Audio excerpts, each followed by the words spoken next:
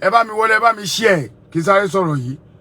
Ọ̀pọ̀lọpọ̀ á máa wò pé Ààrẹ dá sọ̀rọ̀ Okanlomo ó nídìí.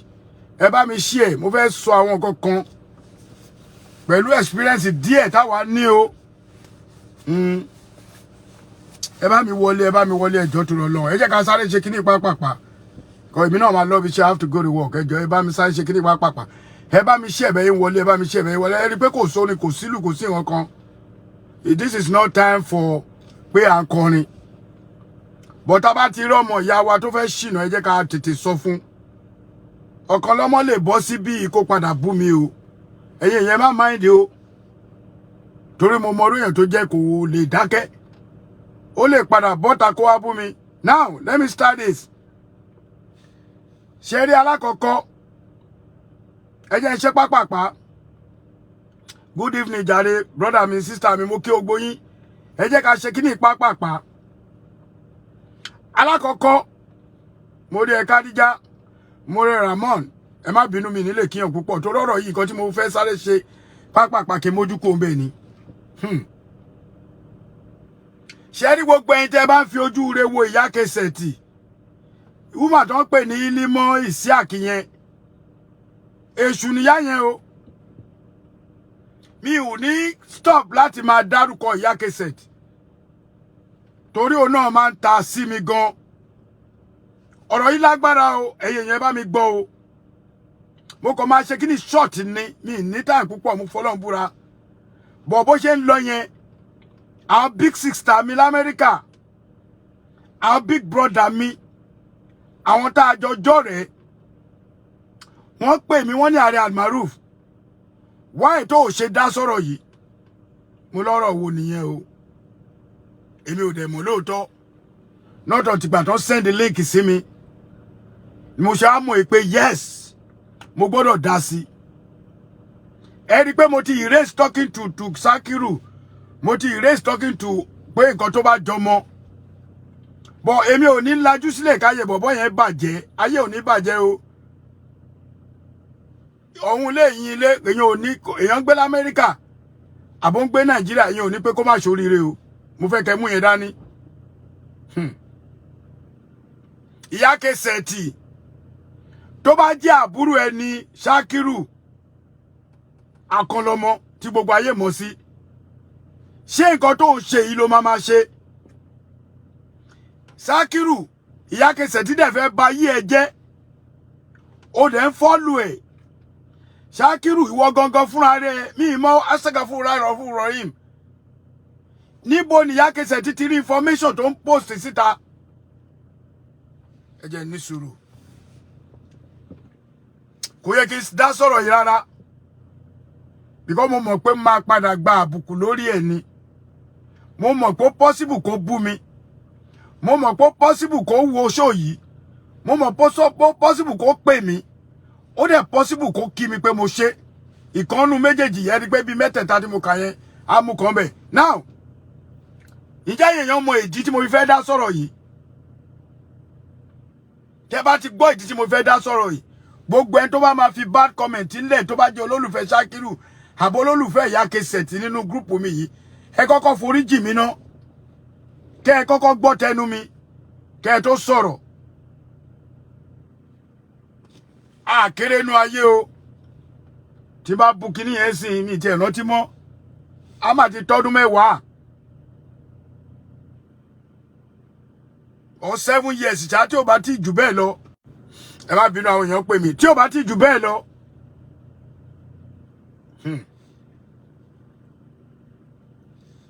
Èmi ni Sakiru Okanlomo ló fi ṣe chairman jókòó kó chairman jọ yẹn Olúọmọ ni. Olúọmọ àjọ jókòó ni. As a chairman tí Sakiru fi mí ṣe ó pọ́n mi lé. Tí bá wá rí nǹkan tó fẹ́ disturb Sakiru mo gbọ́dọ̀ sọ̀rọ̀ sí. Tí bá rí bí marriage wọ́n ṣe fẹ́ lọ mo gbọ́dọ̀ sọ̀rọ̀ sí gẹ́gẹ́ bá àwọn àfáà ṣe sọ. Ìwọ tó bá jókòó níjọ́ tó ń ṣe ìyàwó tó bá rí nǹkan tó fẹ́ dalé ẹrú jáde kó sọ̀rọ̀ ó lọ́rọ̀ tèmi. Èmi ni chairman tí Sakiru tó fi jókòó Okanlomo lọ́jọ́ náà. mọ́tò tó rà fún ìyàwó ẹ̀ olórí burúkú ni ta ni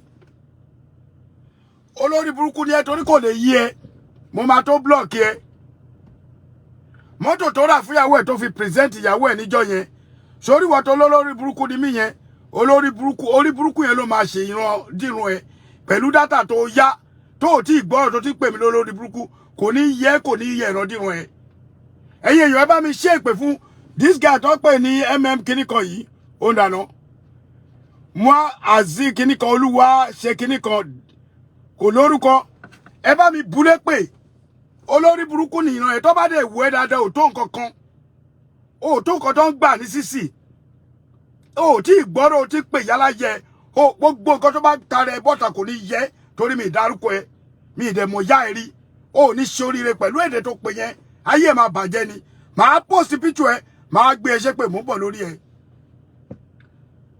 ó mọ Ṣákírù tó mi bẹ́ẹ̀ ni tó bá jẹ́ òun ló ń support torí mi ìtì ìbú o ó dẹ̀ súnmọ́ ya kẹsẹ̀ tó mi ìwọ lórí burúkú yìí mi ìtì ìbú ẹjọ́ mi ní block ẹ o mi ní block ẹ because máa jẹ́ kó wo kíní ẹ tán máa jẹ́ kó wo tán èmi ní Ṣákírù pé jókòó ní ọjọ́ náà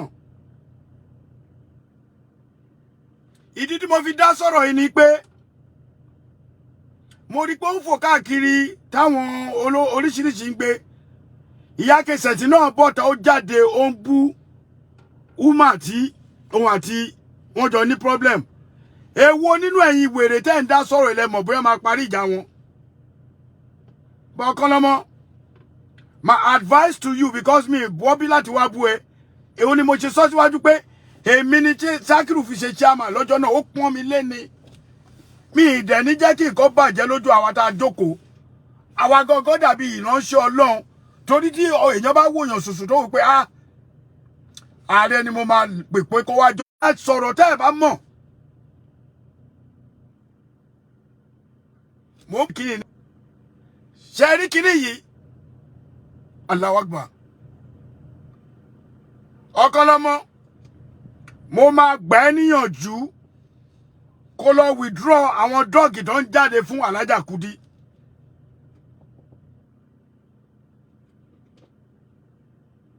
tó bá pé mistake ni fine tí ó bá ṣe mistake is for you ó ní olórí burúkú ni wà Ààrẹ yìí kó tó sọ nìyẹn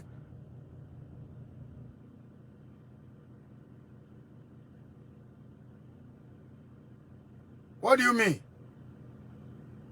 okay ó bọ́ síbí ó pè mí ó ní olórí burúkú ni wà Ààrẹ yìí that's not a mistake tó bá dẹ̀ jẹ́ mistake ni fine tó bá jẹ́ mistake kó bọ́ sọ́dọ̀ ẹ̀ à ń sọ nǹkan kí nǹkan má bàjẹ́ ẹ̀yin fẹ́ kó bàjẹ́ ó mọ kò sẹ́ni tó mọ Ṣákírù tó mi nínú gbogbo yín mo tún repeat ẹ̀ bí Ṣákírù Okanlomo ṣe dé Maryland kò ṣẹ̀yìn Alhaja tèmi so wá tí mi ṣe ní sọ sí níjọ́ ìyàwó mu wà ń bẹ̀ kò ṣẹ̀yìn mi wá tí mi ṣe ní sọ sí níjọ́ ìyàwó èmi ni mo present mọ́tò wá tí mi ṣe ní sọ sí ìwọ tó bá ní mò ń sọ sọ̀rọ̀ yóò rí ẹ̀ ò pé ò rórí dáadáa Okanlomo advice mi fún ẹ lọ sọ fún gbogbo àwọn tó ń sọ̀rọ̀ lórí kíní ẹ̀ kó lọ withdraw gbogbo post tó post kiri ìyá kẹsẹ̀ tí wọ́n ń post àwọn tí Alhaja Kudi ti fẹ́ rí ó ń post picture oní picture l'Amẹ́ríkà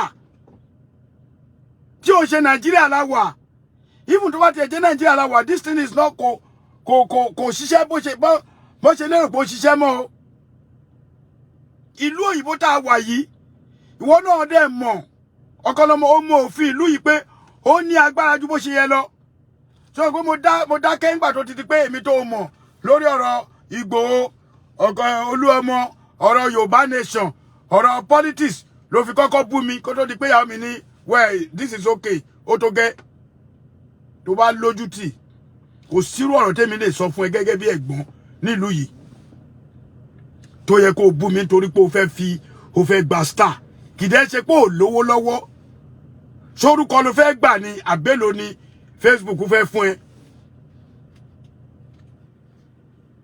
kí ni yóò yé mi sórúkọ ló fẹ́ gbà ní ṣe ń gbọ́ mi nẹ́tíwọ̀kì ẹ̀ ń ṣe kí ni mi ìdẹ̀ fẹ́ wọlé tó ti bá wọlé máa fẹ́ pẹ́ lórí ẹ̀ Okanlomo number 1 bí tí mo ti fẹ́ kó ṣàkíyèsí. Ìyá Kẹsẹ̀ ti mú photo mi mọ̀ bóyá o lo send ẹ sí o. Mi mọ̀ bí tó ti di o. Ìyá Kẹsẹ̀ ti mú photo àwọn tí Alhaja Kudi ti date rí. Ó post ẹ sórí internet. Brother mi. Hey, wọ́n ní àfẹsẹ̀ kan sódò. Oni fa tá bá wá kí méjèèjì bọ́lé ko ẹ má bu Shakiru o. Ẹ má bu, I don't know. Ẹ ṣá má bu. Nǹkan tẹ́ mi mọ̀ nìyẹn, ìbáìka ó ra car fún èmi ni mo dey present car náà. I don't want to know. Ìfẹ́ bá ń gbóná kò sí nǹkan tí ó lè ṣẹlẹ̀. Tọ́rọ̀ bá di wàhálà kò sí nǹkan tí ó lè ṣẹlẹ̀. Tó ti yé yín. Now,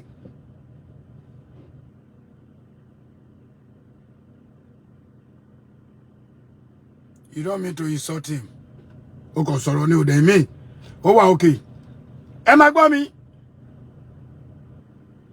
Tí mo fi ní kẹ́ ní sùúrù kẹ́ tó máa búyàn. Tó bá ti wá online. Torí pé ó bẹ̀rẹ̀ show. Ẹ má fi nǹkan tẹ́ kọ́kọ́ gbọ́. Kókò má fi abuse yẹn. You can't just come on somebody line kó má sọ̀rọ̀.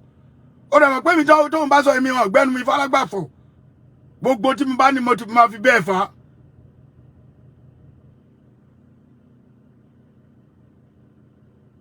Báwo náà ṣe máa lo picture àwọn yẹn? Now nínú àwọn yẹn nǹkan tí mo fi ń kìlọ̀ fún Shakiru. Èèyàn kan ti pè mí nínú àwọn tó dárúkọ yìí. Tó ní Alhaja Kudi fi ẹjọ́ tó lọ lọ́hùn. Obìnrin tó bá gbà bá lé ń díẹ̀. So believe pé kò ní fẹ́ kankan ni. Kódà kó jẹ́ olùgbà bá lé ẹ̀ gan. Tí ò bá ti wọlé ó lè fẹ́ anybody. But now, those people can sue him. Oh no, mo sọ èèyàn kan ti pè mí nínú wọn láàárọ̀ yìí. Ṣé o pé Alhaja? Ó sọ pé Alhaji, àbúrò ẹni bọ̀bọ́ yìí dá sí. A ti kúrò lórí ọ̀rọ̀ Okanlomo tó àti ẹ̀fẹ́ dá sọ̀rọ̀ ẹ̀ mọ́. Èmi ni mo ní right láti sọ̀rọ̀ lórí ẹ̀. So if anybody come tó bá sọ̀rọ̀ lórí internet, ẹ parọ́ ni, àmọ́bọ̀ yẹn live. Kò sẹ́ni tí kò jà. Ìyàwó mi rẹ̀ ń bí ṣé mi àti òun jà ni. Ṣé must ni? Láwàgbà.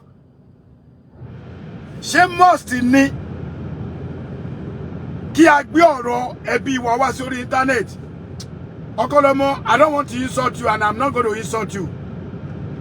But the only thing I'm going to do for you is give you advice. Advice ni ma fún ẹ tí ò ní yọ ẹlẹ́nu ni ma fún ẹ. Ẹ má bínú nu mọ́tò tí ń gbóná mi fẹ́. Tí bá ti jókòó máa pẹ́. Ó ti tutù àmì. Ṣó wá rí gbogbo scenario tó ṣẹlẹ̀ yìí. Scenario yìí kò kọjá àwọn tí wọ́n bẹ́ẹ̀ fi wọ́n fi síná láì tí ì mọ ọ̀bẹ tó máa fi àmì wọ́n fi báwọn ni wọ́n ṣàpòwé yẹn bákan. Brother mi Okanlomo, I will advise you to tell them to stop láti dá sọ̀rọ̀ ẹ. Ó rí pé mi ò ní sọ, ó mọ̀ pé mo mọ much nípa kíní. But àwo àgbáwo ni wà gbọ́dọ̀ bá wo jẹ́. Nínú àwọn mẹ́rin tí ìyá Kẹsẹ̀ ti post pé àwọn tí Kudi ti fẹ́ rè, èèyàn kan ti pè mí nínú wọn. Mo dẹ̀ mọ nǹkan tó sọ fún mi. Mi mọ bí wẹ́ẹ̀ ṣe standard sí o. Okanlomo. Gbogbo kíní tí ìyàwó ẹ ṣẹ̀ṣẹ̀ fi hàn bí tó ti fọ́ lórí. Tó fi hàn gbogbo máàkì tó fi hàn yẹn. Okanlomo tó bá padà gbé lọ. Wọ́n máa tún ẹjọ́ yẹn refresh ni and you know I know what I'm saying. Ó mọ̀ pé mo mọ nǹkan tí mo sọ. Tí wọ́n bá ti rí proof bí tí woman fi fi orí ẹ̀ tó là báyìí. Tó lọ lò bóyá America ní àbí Saudi iye ò kàn mí. Woman ẹ̀ gangan fúnra rẹ̀ tó bá gbé kíní ó máa tún ẹjọ́ yẹn refresh ni. Kò sí tọkọtìyàwó tí kò kì í jà normal ni. Woman ẹ̀ lè fẹ́ anybody wọ́n náà máa sọ ní àwọn tó fẹ́ kó tó máa fẹ́.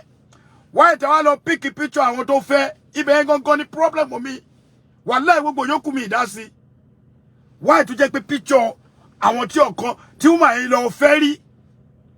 Ó ní somebody send it to Ìyá Kẹsẹ̀. Mi lè sọ pé wọ́n ní o. Mi dẹ̀ lè sọ pé wọ́n kọ́ o. Wá wo gbogbo voice message ẹ jáde. Brother mi, kò yẹ kó rí bẹ́ẹ̀ o. O ṣẹ̀ṣẹ̀ délùú yìí náà o. O dẹ̀ mọ̀ lọ Amẹ́ríkà o. O mọ̀ pé tó bá pè é tó bá ń bèrè kan lọ́wọ́ tó bá parọ́ wọ́n mọ̀ lójú ẹsẹ̀ o.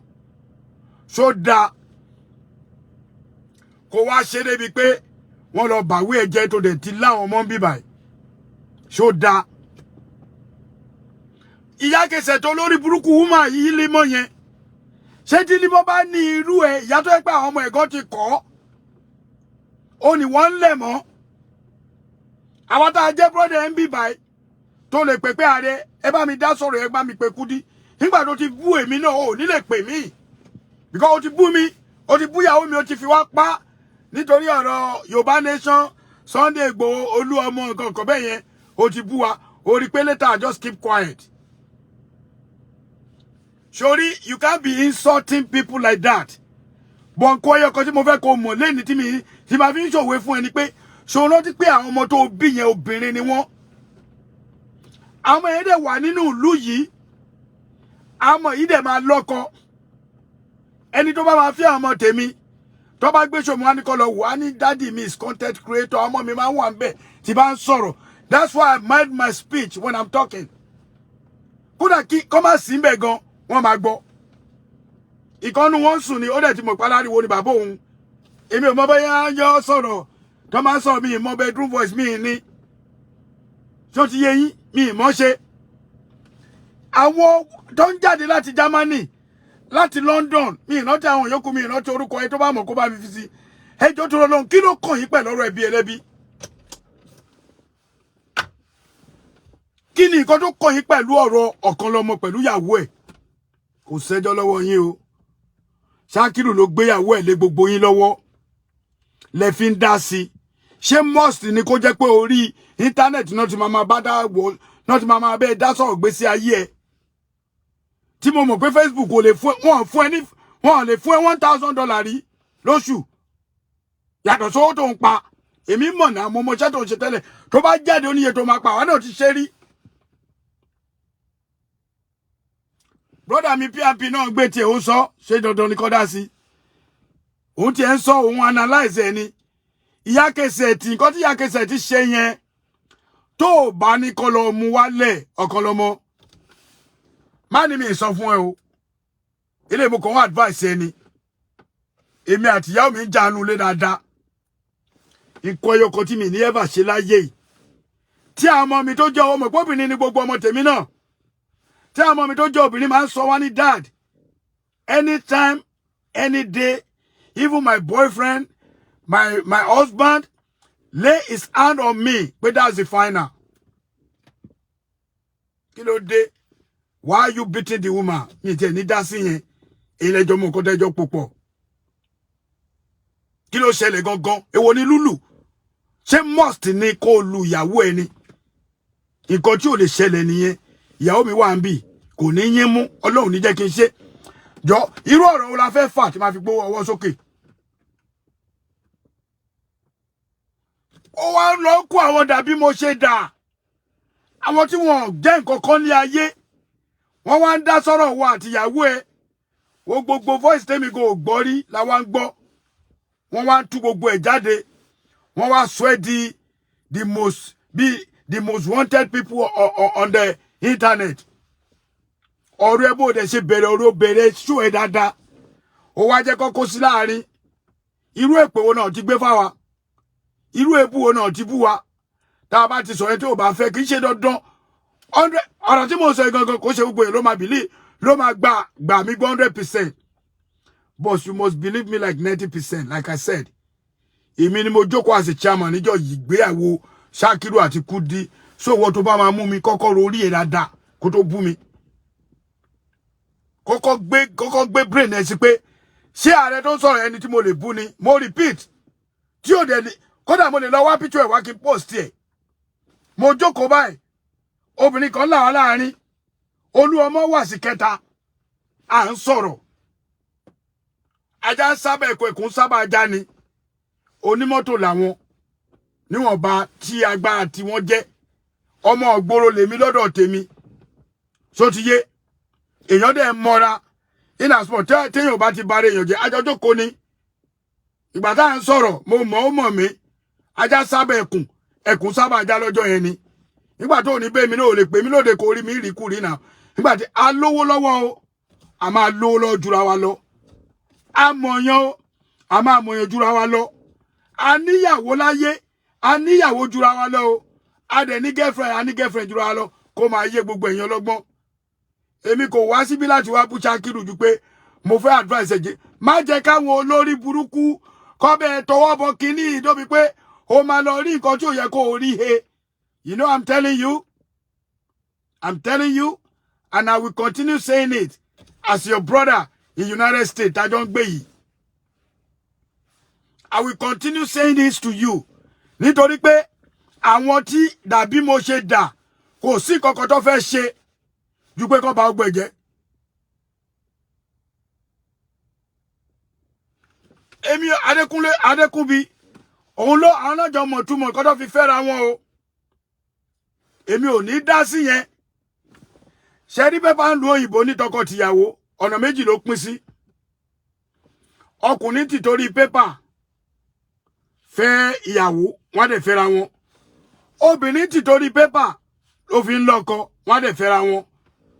Àníṣẹ́mi àti ẹ bá pàdé o lè má mọ̀ pé mo ní àbí mi ní aṣá àti náà tó yẹ pé wọ́n pàdé ara wọn tó yẹ pé àwọn méjèèjì òjò níwèé ìgbà tọ́lọ̀ máa ṣe ọdún kan náà lọ́lọ́ fún wọn wèé. And Sakiru, before I turn this thing off.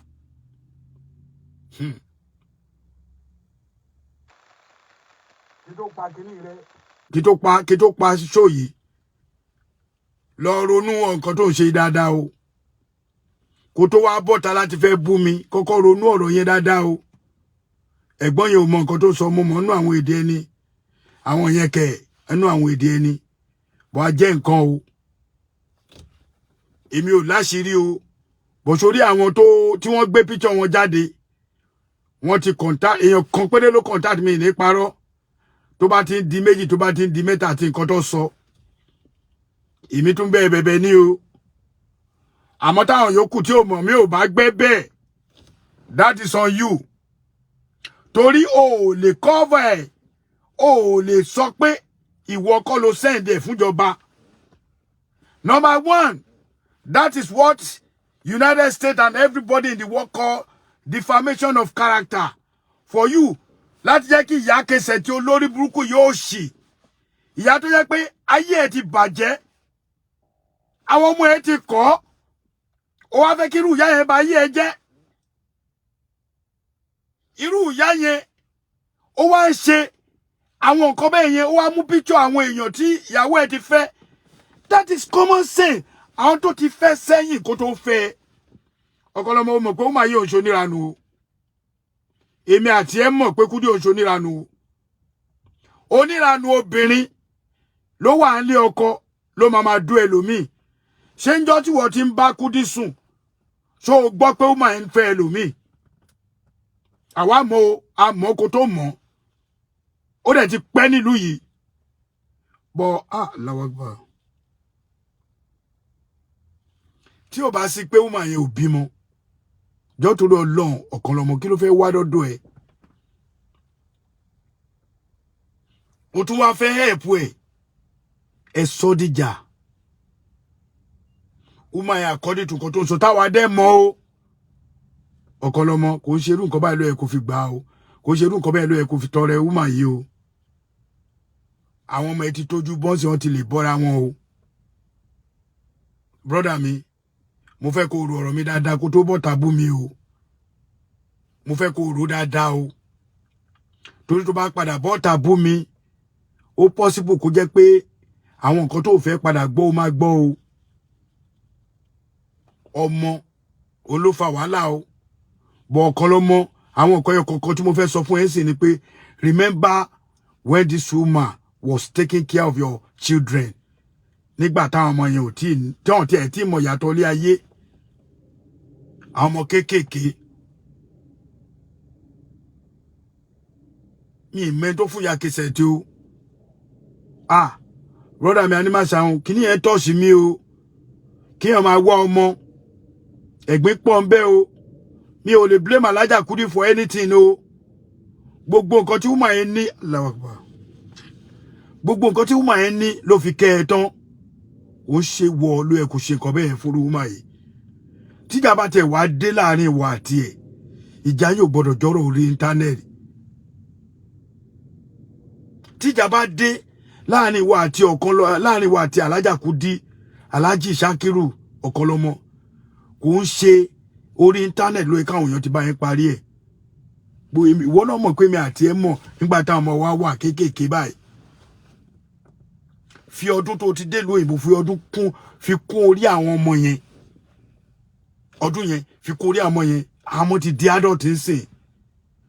Wọ́n ti tó ṣe lé ayé wọn. Wọ́n sọ bá ti pé 14, 16. Wọ́n lè dá dúró nlé. Bọ̀ rántí ìgbà táwọn ọmọ yóò lè dá dúró.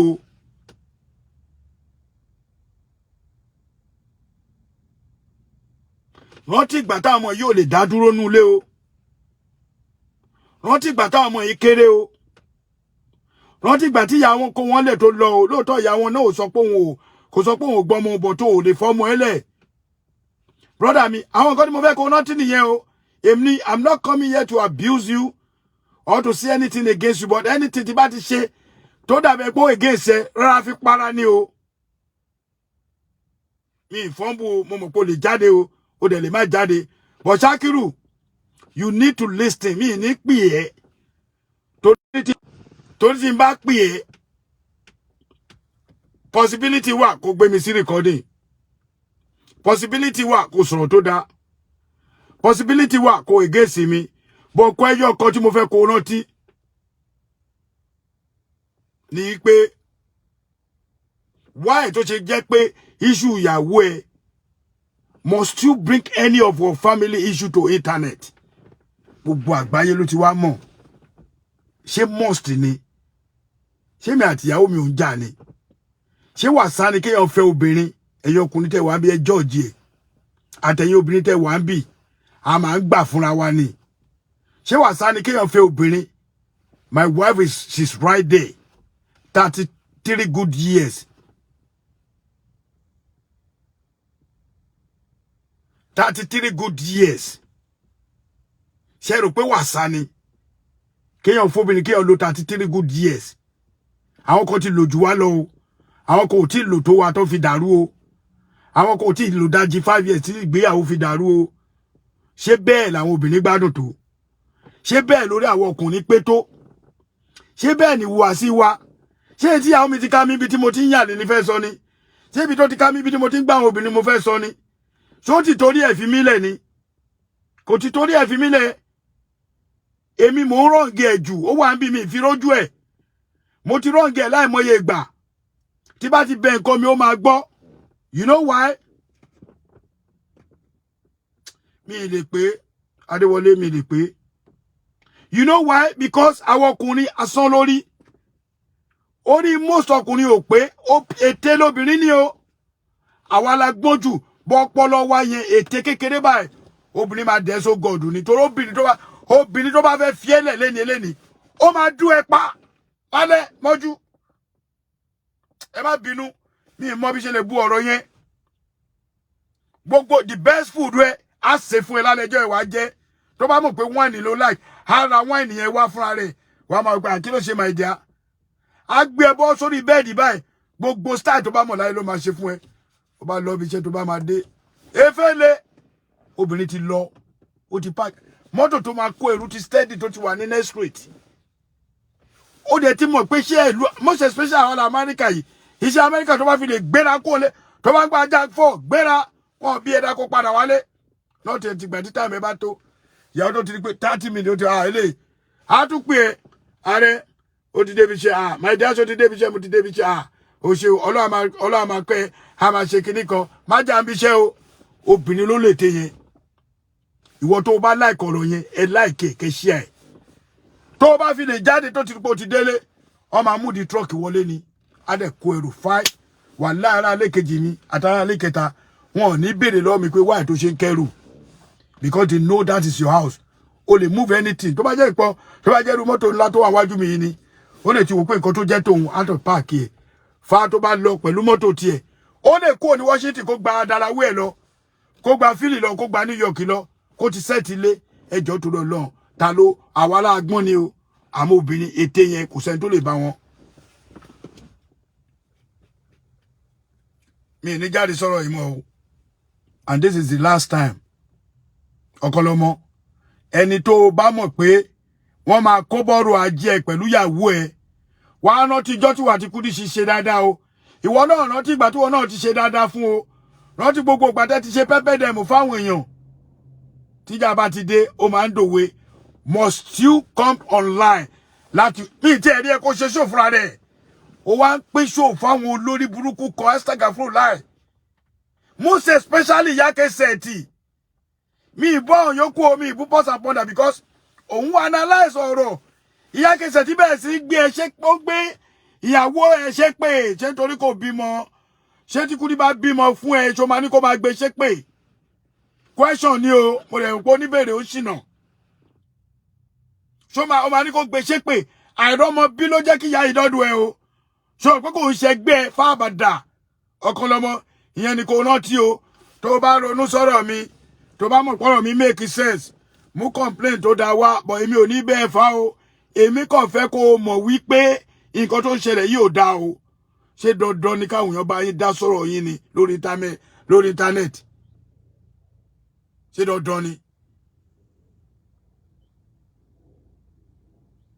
ẹ máa wá sọ online ó yẹ kẹ́ resolve matter ni ẹ wá tún dá sí ẹ ń dákun thank you ajá kí ló pa kíní mi tiẹ̀ ní dàgọ́ ẹ wá tún wá sọ online ẹ wá tún dákun gbogbo àti wá bóyá wọ́n ló ń fún ọ ní information I don't know because mi mọ bí tó ti combine fọ́tò èèyàn mẹ́rẹ̀ẹ̀rin tálàjà yìí ti fẹ́ rí gbogbo mẹ́rẹ̀ẹ̀rin tó dẹ̀ ń sọ iná níwèé o amẹ́rẹ̀ẹ̀rin tó dẹ̀ gbé síbẹ̀ náà wà ń lù yìí o bóyá tí ń sáfù lọ́yà wọn lẹ́tà sí kò gbà from left and right torọ́ máa béèrè pé níbo ni Iyake títí rí kẹsẹ̀ ló ti rí fọ́tò àwọn ẹni tíyàwó ẹ fẹ́ rí kí ló wà nù yẹn náà kí nìyẹn ní ṣe pẹ̀lú ọ̀rọ̀ tẹ́ ń jà lé lórí that's I don't understand kí nìyẹn ní ṣe pẹ̀lú ọ̀rọ̀ tó wà láàrin ìwọ àtìyàwó ẹ ọ̀rọ̀ àwọn mẹ́rẹ̀ẹ̀rin tó pósí ló dùn èmi o kò kàn wọ́n náà wọ́n ti fẹ́ ìyẹn dẹ̀ ti kọjá àti róbìnrin míì tó yẹ pé ọkọ tó fẹ́ lọ́jọ́ àárọ̀ ẹ̀ ló fẹ́ dèní àti róbìnrin míì tó yẹ pé ó lè ti dé tọkùnrin bíi 12 15 ìwọ ló padà fẹ́ ayé ò fẹ́ rú ẹ̀ kú o ọ̀pọ̀lọpọ̀ wa láti ṣọmọge àwọn obìnrin ṣọmọge àwa ṣe kí náà máa ń pè tọkùnrin náà I don't know àwa náà ṣọkùnrin kéèyàn á bọ́ bí i sí kó ní kí n máa list iye obìnrin tí mo ti bá sùn láyé mi kí n tó fẹ́yàwó mi ṣé mo lè rí kà ní nígbà tá a kéré tó tún jọ pọ̀ mọ́ gbòòrò làwa náà kékeré wa aṣọ yóò àṣekó àṣe gbogbo ẹ̀ kí ló dé brọ́dà mi jẹ́ kó jólú fi mọ́ o gbogbo àtò ránṣẹ́ àti tó ránṣẹ́ lọ pè wọ́n ní kọ̀rọ̀ yìí pé they have to stop láì jẹ́ bẹ́ẹ̀ ọmọọba sọ pé ó ti lọ.